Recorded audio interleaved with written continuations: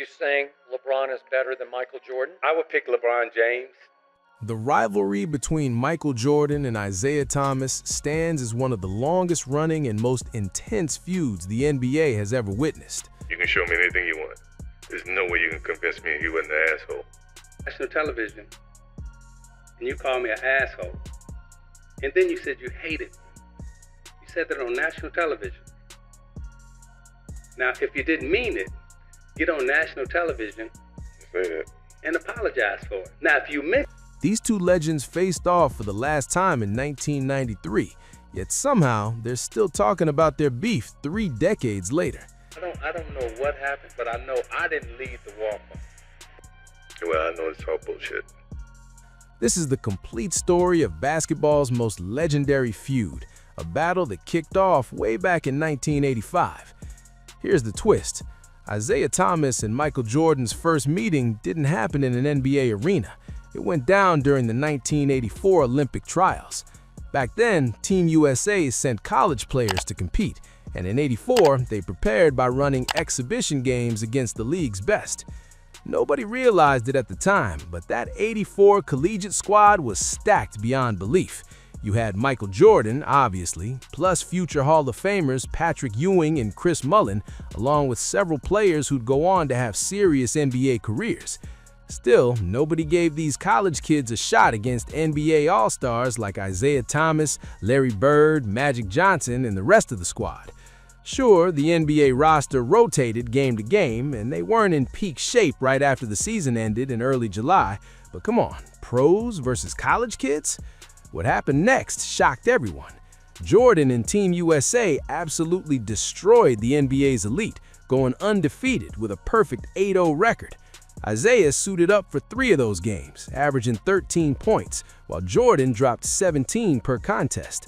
This kid was so explosive, so lightning quick, he left defenders shaking their heads. Jordan and Team USA would capture gold at the Olympics, winning by an average of 32 points per game.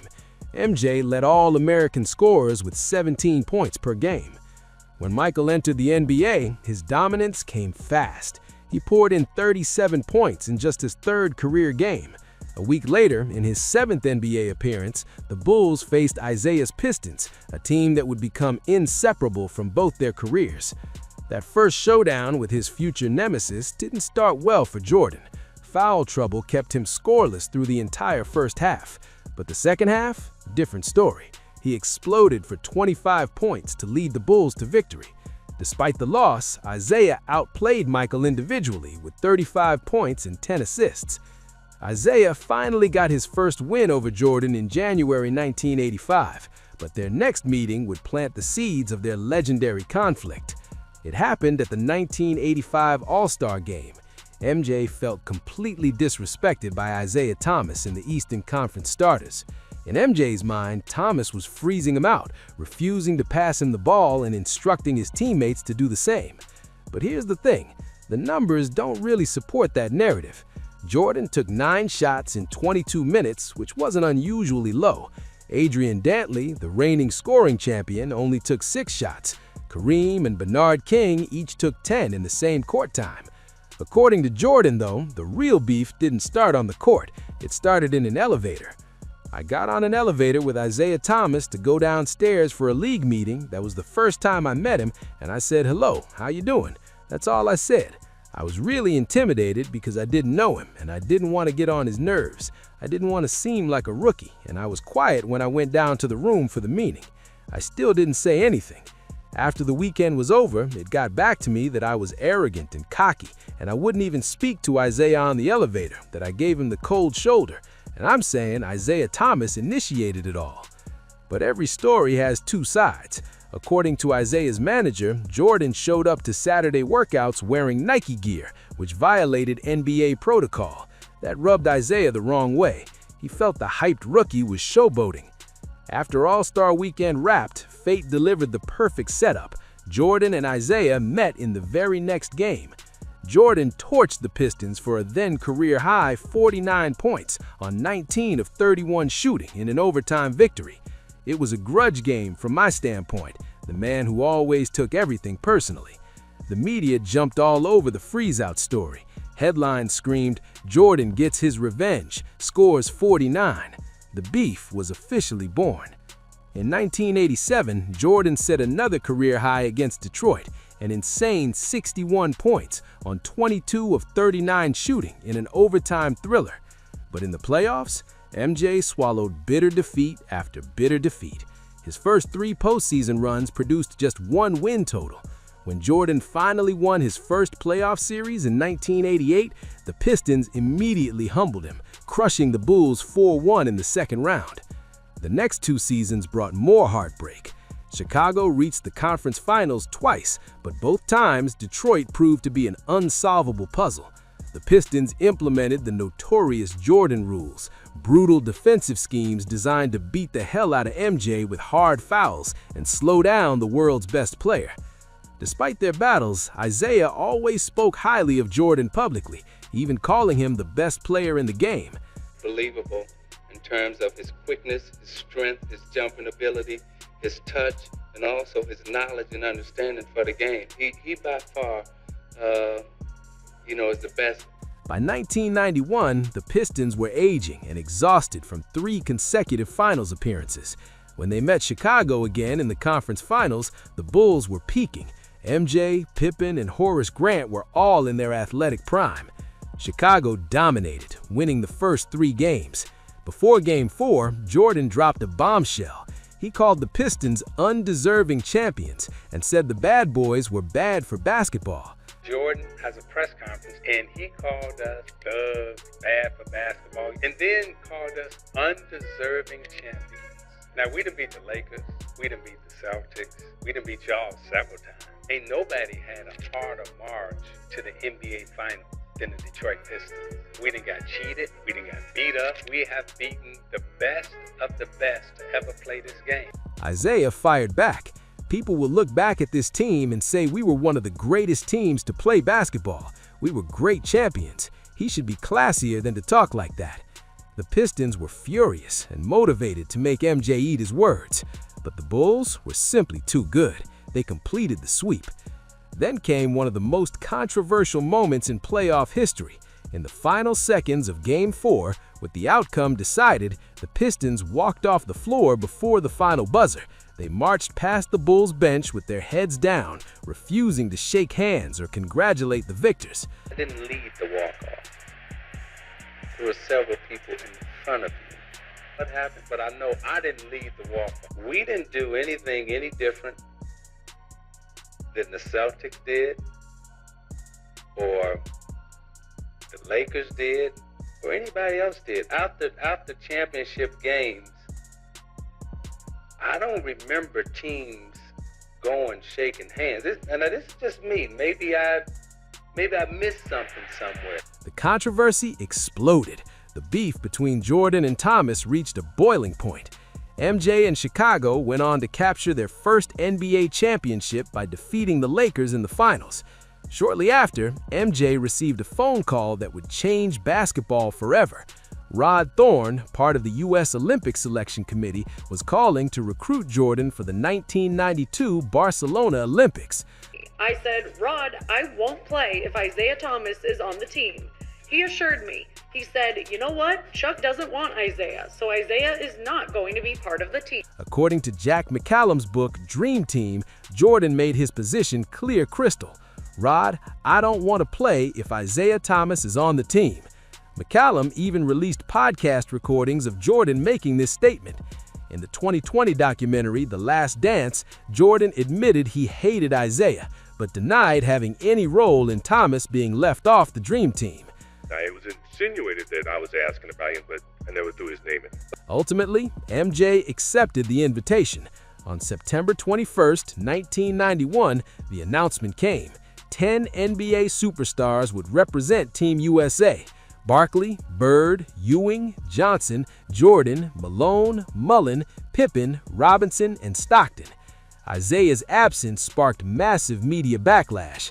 He'd made the All-Star team every single year since entering the league and was widely considered the second greatest point guard ever behind Magic Johnson. To me, the best point guard of all time is Magic Johnson, and right behind him is Isiah Thomas. While still playing, Jordan denied the accusations that he blocked Isiah's selection. You want to attribute it to me, go ahead and be my guest. But it wasn't me. From a pure basketball standpoint in 1991, Isiah was certainly a bigger name, but he wasn't better than Magic or John Stockton, who'd led the NBA in assists for 4 straight years and was the superior shooter. Though undoubtedly disappointed to miss out on the greatest team ever assembled, Isiah remained complimentary of Michael. During the 1993 finals, he joined the NBC broadcast and spent the entire time praising Jordan's greatness. Isiah retired in 1994. He faced Jordan 65 times in the NBA and held a 36-29 winning record, including 12-10 in the playoffs. For the next 25 years, the beef mostly lay dormant, with only occasional jabs here and there. In 2004, Michael spoke with Cigar Aficionado about their issues.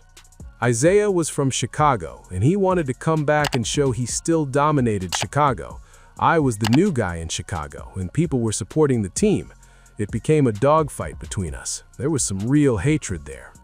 Former Bulls player Brad Sellers echoed similar thoughts. We all heard about what happened at the 1985 All-Star Game, but the bigger issue was that Isiah was from Chicago. He worked to be one of the top players to represent that city, and Mike came in and eviscerated that. I can't imagine what that felt like for Zeke to have an outsider come in and have the entire city behind him. There was no love left for him in Chicago, except from family. John Sally, who played with both legends, confirmed this story. I was home and his nephew was wearing a Bulls jersey, Michael Jordan Bulls jersey. Okay. He said, hey, what are you doing? We're in Chicago, this is my team. It's his nephew. He not really understanding that the great Isiah Thomas plays in Detroit. We don't wear that, we wear this, but I'm from Chicago. I'm down with the Bull movement. Isiah was mad at that. Not to Michael personally. In his brain, every time I play against this dude, I'm gonna try to go off so my nephew sees this is the jersey you should wear. Never. In 2009, Larry Bird and Magic Johnson published When the Game Was Ours. In it, Magic reportedly said Isiah killed his own chances at making the Olympics and that nobody on that team wanted to play with him. Magic later denied making those statements. Isiah addressed this during a 2015 Open Court episode. So Joe has to play that. Or if you put Dennis on him, who's going to put it? Dennis had to play too. Remember, we had to go through our AD transition. During that same episode, Isiah couldn't resist bragging about how he used to beat Jordan throughout the 80s. Jordan was a great player in the 80s, but they were finishing third and fourth in the division. Yeah, exactly. Yeah. Okay, so I know all y'all watching want to say, oh, Jordan he was great in the 90s. Yes. He dominated in the 90s. Yes. But in the 80s, he was out in the first round. Nothing reignited this rivalry like the 2020 documentary The Last Dance, which might have gotten more viewers than the actual 1998 NBA season. In the doc, MJ discussed the Pistons' infamous walk-off during the 1991 playoffs. You can show me anything you want. There's no way you can convince me he wasn't the asshole. The Last Dance didn't sit well with many people involved in the story, notably teammates Scottie Pippen, Luke Longley, Horace Grant, Bill Cartwright, Craig Hodges, and Ron Harper. Obviously, Isiah wasn't thrilled either. Thomas said he knew about their rivalry, but didn't realize Jordan actually hated him. I never knew this dude felt the way he felt until The Last Dance. Thomas went on multiple podcasts discussing the documentary, even asking Jordan to apologize. National television, and you called me an asshole. And then you said you hated me. You said that on national television. Now, if you didn't mean it, get on national television and apologize for it. Now, if you meant it, let it ride as it is. Isiah explained how he helped Michael when he first got drafted by the Bulls. His family, not only did they socialize, hang out, but as I said, you know, I had a little nephew that lived with him. After The Last Dance, Isiah made a decision. He'd never call Jordan the GOAT again. Multiple times he cited LeBron as the best ever. Are you saying LeBron is better than Michael Jordan? I would pick LeBron James. When asked who the best player he faced was, he ranked Jordan at number 4, a dramatic shift from what he said in the early 90s while still playing. In 2021, during the NBA's 75th anniversary, Jordan and Isiah did everything possible to avoid each other, proving the beef is alive and thriving. While Isiah publicly buried the hatchet with Magic Johnson in a televised moment full of hugs and tears, that's unlikely to happen with Jordan. MJ isn't on speaking terms with Scottie Pippen anymore. He hasn't talked to Charles Barkley in over a decade. The man is famously petty. Because as we know, Michael Jordan takes things personally. He and Isiah will probably hate each other to the grave.